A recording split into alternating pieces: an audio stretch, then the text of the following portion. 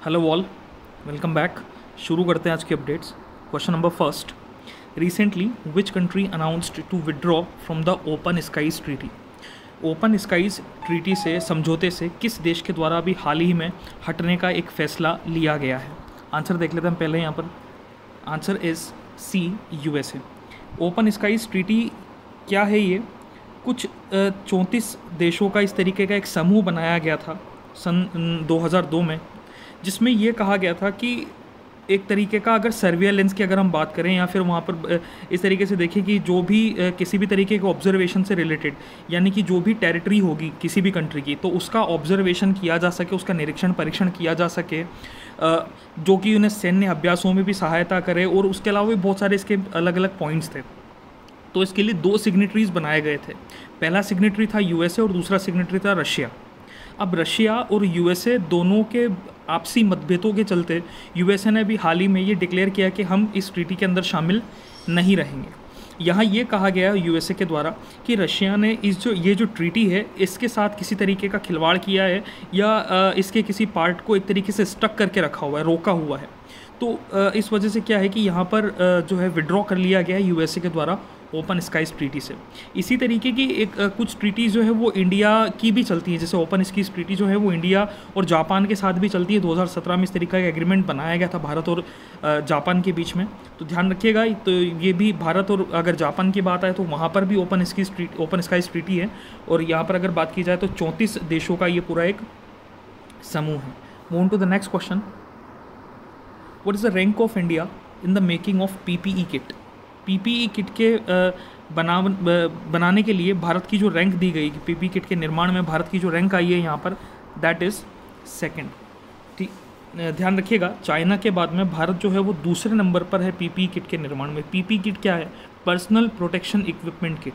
Personal protection equipment kit, जिसके अंदर gloves हो गए, शू कवर हो गए, जो एक तरीके की कैप हो गई, उसके अलावा पूरा जो एक किट इस तरीके का बनाया जाता है, जो कि अभी रिसेंटली कोविड-19 संक्रमण जो है उसको एक व्यक्ति तक पूरी तरीके से पहुंचने नहीं देता। यानी कि जनरली डॉक्टर्स के द्वारा, मेडिकल स्टाफ के द्वारा, पुलिस फोर्सेस के द्वारा इस किट का इस्तेमाल किया जाता है, पीपीई किट का। तो स्टार्टिंग की अगर हम बात करें जनवरी मंथ की, तो हमारे पास तब जो है बहुत ज़्यादा कमी थी पीपीई किट की। लगभग हम इस तरीके की समस्या खड़ी हो रही थी हमारे सामने कि पीपीई किट नहीं थे। हमें लगातार जो है चाइना से पीपी किट मंगवाने पड़ रहे थे, तो वो काफ़ी ज़्यादा महंगे थे, उनकी क्वालिटी अच्छी नहीं थी। तो लगातार यहाँ पर भारत में बात की गई कि पीपी किट का निर्माण जो है खुद भारत में ही शुरू किया जाएगा।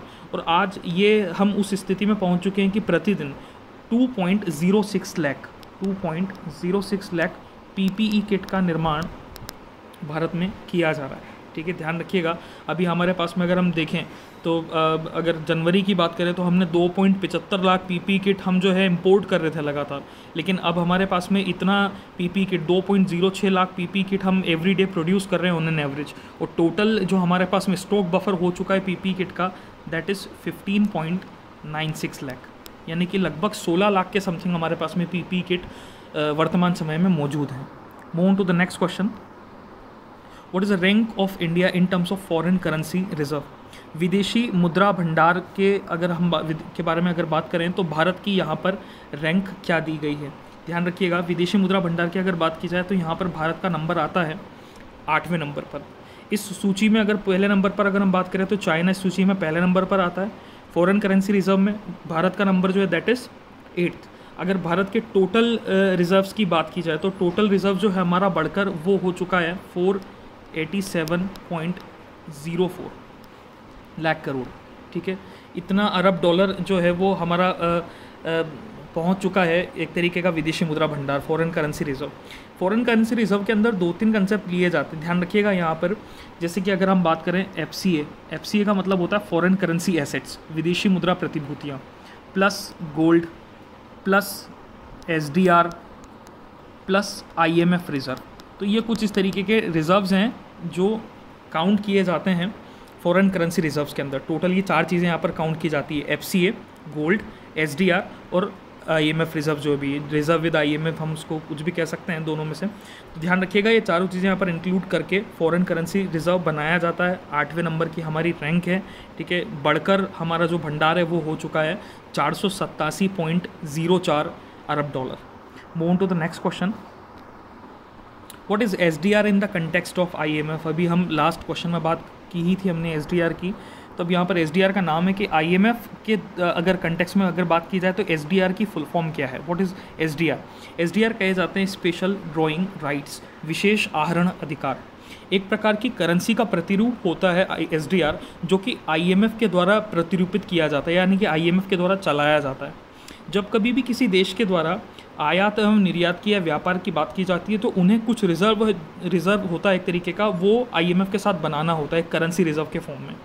तो ये हर कंट्री का अलग अलग रिजर्व है। जैसे कि अगर हम बात करें भारत के एसडीआर की, तो हमारा जो एसडीआर बना हुआ है आईएमएफ के साथ वो है 1.42 बिलियन यूएस डॉलर। ठीक है, ध्यान रखिएगा, 1.42 बिलियन यूएस डॉलर ये हमारा एसडीआर है आईएमएफ के साथ में। तो एक तरीके की करेंसी होती है आईएमएफ की, जिसको हम कहते हैं स्पेशल ड्रॉइंग राइट्स, विशेष आहरण अधिकार। आयात निर्यात व्यापार के रूप में जनरली इस्तेमाल किया जाता है। Move to the next question, Khudol initiative has been taken by which state. Khudol initiative किस राज्य के द्वारा लिया गया है? आंसर देख लेते हैं पहले यहाँ पर। Khudol initiative that has been taken by Manipur. Manipur के द्वारा अभी यहाँ पर इसका नाम सामने आया क्यों खुदोल इनिशिएटिव का? अभी यूएन ने अपने टॉप 10 ग्लोबल इनिशिएटिव जो कि कोविड-19 से फाइट करने के लिए माने जाते थे, उनका डिक्लेरेशन दिया, तो उसमें इंडिया का खुदोल इनिशिएटिव जो है उसको भी यहाँ पर शामिल किया गया। द टोटल टॉप 10 इनिशिएटिव के अंदर भारत का जो इनिशिएटिव है दैट इज़ खुदोल इनिशिएटिव।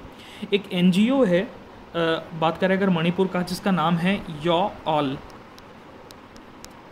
ठीक है, एक एनजीओ है जिसका नाम है या आल के द्वारा ये खुदोल इनिशिएटिव शुरू किया गया था, जिसके अंदर अगर हम बात करें तो इन्होंने जो है इस एनजीओ ने वो खाना अगर पहुंचाना हो गरीबों तक, या हाइजीन की जो भी एक अलग अलग तरीके के किट्स वगैरह हैं वो पहुंचाए गए। एलजीबीटीक्यू कैटेगरी के जो लोग होते हैं, अपंग लोग जो होते हैं, तो वो इस तरीके की कम्युनिटी, डेली वेज वर्कर्स जो होते हैं, या जिन लोगों को एड्स की बीमारी है, तो ऐसे लोगों तक इन्होंने मदद पहुँचाने का काम किया है। अगर हम पूरी बात करें तो 100 वॉलंटियर्स का, यानी कि 100 लोगों का एक पूरा नेटवर्क ये बनाया गया था, जिसमें हेल्थ किट्स, सैनिटरी पैड्स, इस तरीके की चीज़ों को यहाँ पर इस्तेमाल किया गया और ये पहुँचाए गए लोगों तक। ठीक है, तो ध्यान रखिएगा, भारत का भी एक इनिशिएटिव यूएन ने शामिल किया है कोविड-19 के इस फाइट में, तो उसका नाम जो दिया गया that is Khudol initiative, initiated by Manipur. Move to the next question, Agappe Chitra Magna kit is launched by which state. बहुत ज़्यादा नाम इसका चल रहा है, बहुत इंपॉर्टेंट क्वेश्चन है ये। अगर किसी बड़े एग्ज़ाम की तैयारी कर रहे हैं तो इस कंसेप्ट को थोड़ा सा अच्छे से पढ़िएगा।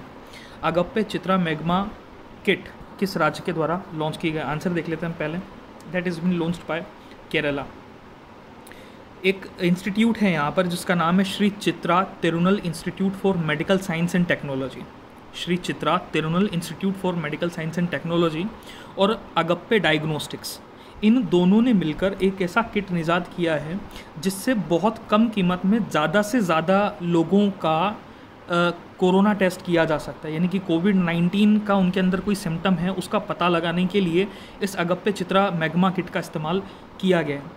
जनरली मैग्नेटिक नैनो जो पार्टिकल्स होते हैं, तो उन मैग्नेटिक नैनो पार्टिकल्स का यहाँ पर इस्तेमाल किया गया है, ताकि ये क्या करेगा कि आरएनए जो है, mRNA जो है, मैसेंजर आरएनए, उनको डिटेक्ट करने का काम करेगा और उनको अलग कर देगा। तो जैसे उनको अलग करेगा तो ये पता लग जाएगा वहाँ पर कि इससे सामने वाले आदमी के अंदर कोरोना पॉजिटिव होने के, मतलब कोरोना पॉजिटिव है या नहीं है। ठीक है, और ऐसा भी बार बार नहीं करना पड़ेगा कि हमें 2-3-4 बार टेस्ट करना पड़े या कुछ इस तरीके की बात हो। एक बार में ये पॉजिटिव रिजल्ट्स देने के लिए बनाया गया, काफ़ी ज़्यादा सक्सेसफुल हो रहा है। गवर्नमेंट ने इसको अभी अप्रूवल भी दे दिया है। अगर हम बात करें वायरोलॉजी, नेशनल वायरोलॉजी इंस्टीट्यूट की, पुणे में जो इंस्टीट्यूट स्थित है, उसने भी इसको लाइसेंस दे दिया है। तो बहुत ज़्यादा एक अच्छा ये हमारे सामने कंसेप्ट निकल के आया है। कीमत की अगर हम बात करें तो बहुत सस्ती कीमत में इसको मार्केट में लॉन्च किया गया। अभी हाल फिलहाल में इसकी कीमत 300 रुपये रखी गई है, लेकिन इसकी कीमत को घटाकर 150 रुपये किया जाना प्रस्तावित है। तो एक तरीके का एक किट जो है ये अगप्पे डायग्नोस्टिक जो है, उन्होंने कहा है कि हम हर माह कम से कम 3 लाख किट जो है वो बनाने की एक कवायद रखते हैं, या हमारी क्षमता है कि हम 3 लाख किट जो है वो बना सकते हैं। अगले 6 महीनों के लिए प्रतिमाह 8 लाख किट की आवश्यकता है हमें लगभग। तो डायग्नोस्टिक्स, अगप्पे डायग्नोस्टिक्स का कहना है कि हम 3 लाख जो है किट वो पर मंथ बना देंगे। Move to the next question. Which of the following service included under Umang app? Umang app के अंतर्गत इनमें से कौन सी नई सर्विस को ऐड किया गया? ध्यान रखिएगा, यहाँ पर स्टार्ट किए गए हैं मेट्रोलॉजिकल सर्विसेज। मौसम से संबंधित जो भी किसी तरीके की सेवा है तो IMD यानी कि इंडियन मेट्रोलॉजिकल डिपार्टमेंट जो है, उनकी जो सेवाएं हैं उनको भी उमंग ऐप के ऊपर रखा गया है। उमंग ऐप सरकार के द्वारा चलाया जाने वाला एक इनिशिएटिव है जिसके अंदर बहुत सारे अलग अलग तरीके के टैक्सेशन से संबंधित और बहुत सारी सर्विसेज यहाँ पर उमंग ऐप में शामिल होती हैं। तो उसमें नई जो ऐप शामिल की गई, नया जो सर्विस स्टार्ट की गई, that is meteorological services. Move to the next question. The Nainital bank is the subsidiary of? Nainital bank इनमें से किसकी सब्सिडियरी है? आंसर देख लेते हैं। C, bank of Baroda. Bank of Baroda parent bank कहा जाता है द नैनीताल बैंक का। नैनीताल बैंक 1922 में बनाया गया एक ओल्ड प्राइवेट सेक्टर का बैंक है जिसका हेडक्वार्टर नैनीताल में स्थित है। काफ़ी सारी ब्रांचेस अगर हम बात करें, जैसे यूपी में, उत्तराखंड और राजस्थान में काफ़ी ज़्यादा फेमस माना जाता है नैनीताल बैंक। तो बैंक ऑफ बड़ौदा इसका पेरेंट बैंक है। शुरू हुआ था अपने खुद के बेसिस पे, यानी कि पहले जो सब्सिडरी में नहीं आया था, लेकिन बाद में जाकर रिजर्व बैंक ऑफ इंडिया ने एक तरीके की सब्सिडरी बना दिया था नैनीताल बैंक को बैंक ऑफ बड़ौदा के लिए। ठीक है, ध्यान रखिएगा। तो Nainital bank is the subsidiary of bank of Baroda. Move on to the next question. सर उठा के जियो इज़ द टैगलाइन ऑफ? सर उठा के जियो ये इनमें से किसकी टैगलाइन है? आंसर देख लेते हैं। Answer is D, HDFC standard life insurance. ठीक है, ध्यान रखिएगा। इंश्योरेंस सेक्टर जो एक इंश्योरेंस सब्सिडरी मानी जाती है HDFC बैंक की, HDFC लिमिटेड की, तो उन जो जिसका नाम है स्टैंडर्ड लाइफ इंश्योरेंस, उसकी टैगलाइन है सर उठा के जियो। Move on to the next question. Certificate of deposit is issued by? CD, जिनको कहा जाता है मनी मार्केट में इंस्ट्रूमेंट्स जो इस्तेमाल किए जाते हैं, जो इंस्ट्रूमेंट्स होते हैं मनी मार्केट के, उनमें एक इंस्ट्रूमेंट का नाम आता है सर्टिफिकेट ऑफ डिपॉजिट, जो कि नॉन नेगोशिएबल इंस्ट्रूमेंट कहा जाता है। तो इसको किसके द्वारा इशू किए जाते हैं, कि कौन इशू कर सकता है इनमें से? ऑप्शंस हैं हमारे पास में RBI, IMF, SCB। SCB का मतलब है यहाँ पर scheduled commercial banks, world bank और none. Answer is C, scheduled commercial bank, यानी कि जितने भी अनुसूचित वाणिज्यिक बैंक हैं वो सभी सर्टिफिकेट ऑफ डिपॉजिट इशू कर सकते हैं। जमा प्रमाण पत्र जो है वो इशू किए जा सकते हैं शेड्यूल्ड कमर्शियल बैंक के द्वारा। ठीक है, 7 दिन से लेकर 364 डेज तक की ड्यूरेशन के लिए इनको इशू किया जाता है मार्केट में। तो ध्यान रखिएगा, ये हमारे आज के 10 क्वेश्चन थे इस तरीके के। इनमें किसी तरीके का कोई डाउट हो तो you can ask it to me. हाँ, एक और चीज़, कल हमने बात करें, अगर एक क्वेश्चन देखा था बी से रिलेटेड, इंटरनेशनल बी से रिलेटेड, तो वहाँ पर हमने थीम देखी थी। तो उस थीम में थोड़ा सा हमें चेंज करना पड़ेगा, और मुझे काफ़ी अच्छा लगा जिन लोगों ने मुझे इस चीज़ का रेस्पॉन्स दिया। तो उसमें कुछ मतलब मैं चाहता था कि आप लोग इस तरीके का रेस्पॉन्स दें, और मेरे पास एक सही रेस्पॉन्स आया भी सही वहीं पर, कि जो थीम है उसमें थोड़ा सा अगर हम बात करें तो चेंज है। वो थीम जो हमने कल देखी थी कि that was the save the bees नाम की एक थीम हमने वहाँ देखी थी, बट सेव द बीज जो थीम है ये 2019 की थीम है। लेकिन अगर हम बात करें यहाँ पर 2020 की थीम की, तो 2020 की जो थीम है दैट इज़ बी इंगेज्ड। ध्यान रखिएगा, BEE इंगेज्ड, ये 2020 की थीम है। ठीक है, तो उसको करेक्ट कर लीजिएगा। 2019 में थीम दी गई थी सेव द बीज, जो कि गलती से हमने 2020 में काउंट करके चली हैं। लेकिन यहाँ पर अगर हम एक्चुअली देखें, अगर UN के पॉइंट ऑफ व्यू से देखें, और जो कि बिल्कुल करेक्ट है, कि बी इंगेज्ड नाम की जो थीम है ये 2020 के लिए दी गई है। थैंक यू सो मच, मिलते हैं नेक्स्ट वीडियो में, तब तक के लिए टेक केयर।